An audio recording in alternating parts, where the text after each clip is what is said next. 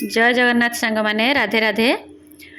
आम मध्यवित्त परिवार पाई फल हूँ गोटे एमती गोटे जिनस जोटा कि माने देह खराब हेले ही आम घर को फल आसे, किंतु आम एमती नॉर्मली केतबेले फल किणिकी खाइबाटा को सेते इम्पोर्टेंट भाभी न थांती, किंतु आजिकल बाहर जिनस अलग जिनस किसी फास्ट फूड खाइबा अपेक्षा फल खाइबा निहाती जरूरी। तो फल गोटे जदि आम नवा सेओ ताले सेओ वर्तमान केजी आम देखिले 250-300 टंका। तो समस्ते किणिकी तो खाई पारिबेनी, तो एमती गोटे फल जोटा कि हूँ पिजुली, सेटा आम बाड़ी बगीचा गाँव में सबू जगार आमर मिल जाव। तो पिजुली रे आम जदि गोटे पिजुली खाऊँच ताले सेटा 10टा आपेल सहित सामान। पिजुली रे भरपूर मात्रा रे विटामिन सी थाए जहाँ आम शरीर को सुस्थ रखे। आउ एथिरे थिबा फाइबर कोष्ठकाठिन्य मध्य दूर करि थाए। यह रक्तर सुगार स्तर को मध्य संतुलित रखिबारे सहायक होता है।